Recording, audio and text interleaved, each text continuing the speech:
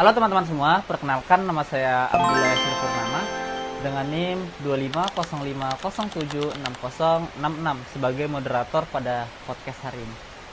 Halo semuanya, perkenalkan nama saya Santika Amelia Putri dengan NIM 2505076063 sebagai narasumber 1. Halo semuanya, perkenalkan nama saya Muhammad Ibnu Ali dengan NIM 2505076076 sebagai narasumber 2.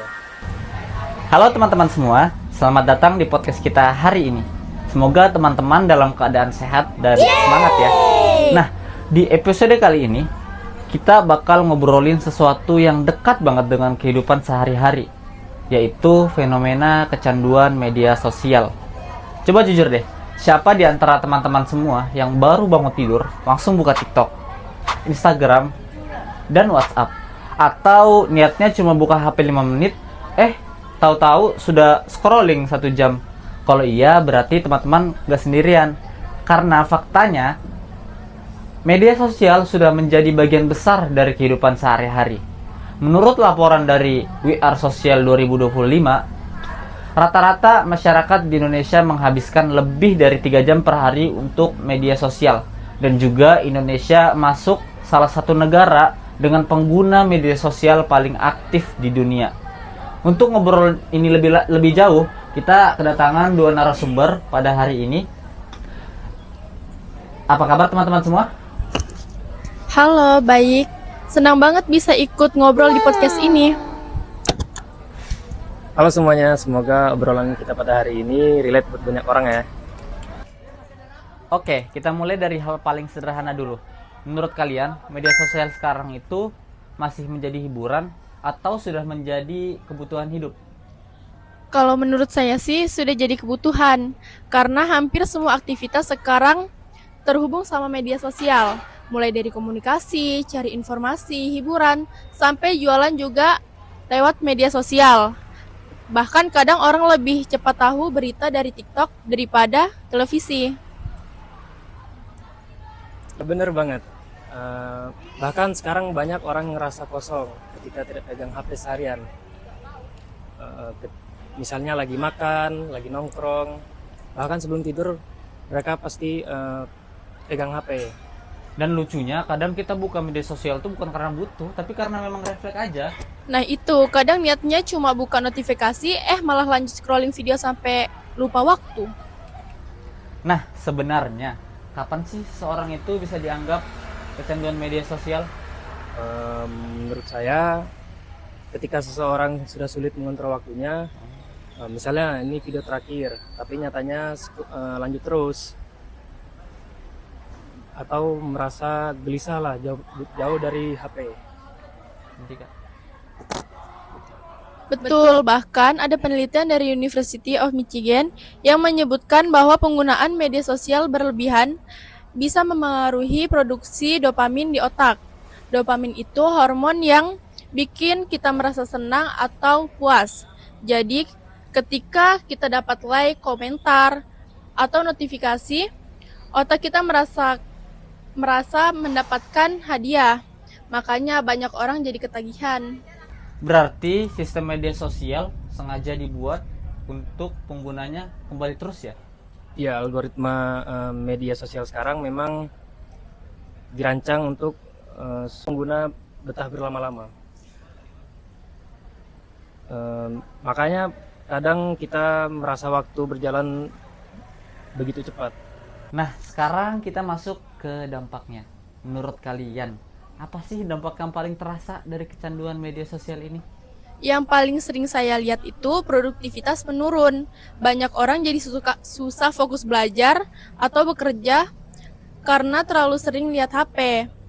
Menurut penelitian dari Harvard Review, terlalu sering berpindah perhatian ke notifikasi dapat menurunkan konsentrasi dan membuat otak lebih cepat lelah. Selain itu, kesehatan mental juga cukup terdampak.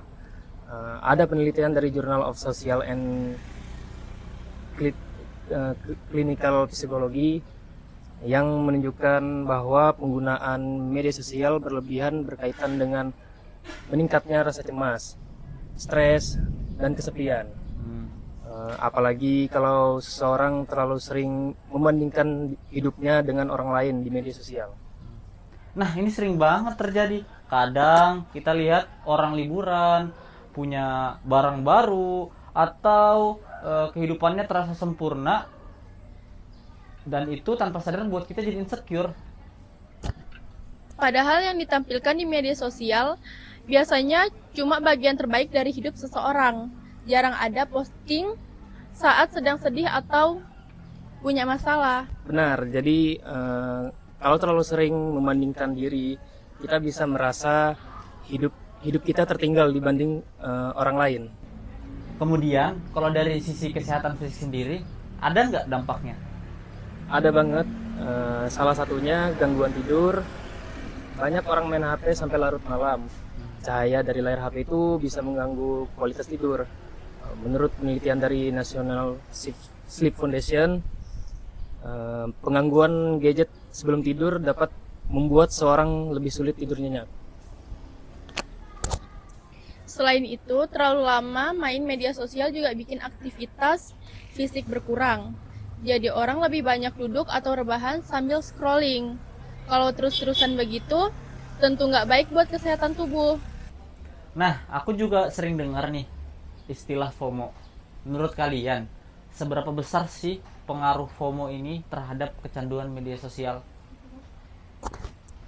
Besar banget. FOMO itu singkatan dari Fear of Missing Out atau takut ketinggalan sesuatu. Jadi orang merasa harus tetap online supaya nggak ketinggalan tren, berita, atau aktivitas teman-temannya. Makanya banyak orang langsung panik kalau ketinggalan update atau tidak pegang HP beberapa jam saja. Bahkan ada yang tetap buka media sosial saat belajar, makan, atau sedang ngobrol dengan orang lain.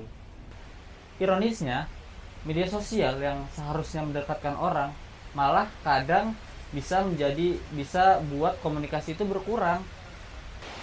Iya, sekarang sering banget lihat satu meja nongkrong, tapi semuanya sibuk dengan HP masing-masing.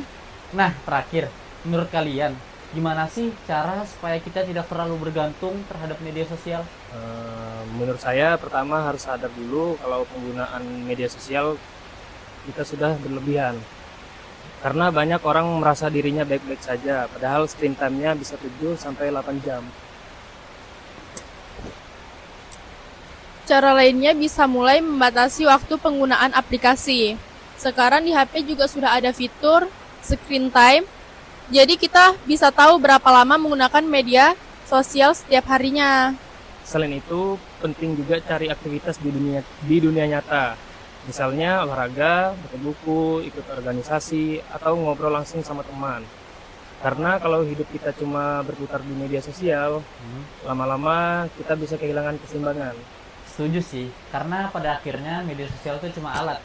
Kita yang mengontrol, bukan malah kita yang dikontrol sama media sosial. Nggak terasa nih, kita sudah sampai akhir podcast pada hari ini. Dari pembahasan tadi, kita bisa melihat bahwa media sosial memang punya banyak manfaat. Tetapi kalau digunakan secara berlebihan, juga bisa membawa dampak negatif, baik untuk kesehatan mental, fisik, maupun hubungan sosial. Jadi mulai sekarang mungkin kita bisa lebih sadar dalam menggunakan media sosial. Nggak harus berhenti total kok, tapi setidaknya lebih bijak dan tahu batasannya. Terima kasih kepada dua narasumber yang sudah sharing hari ini.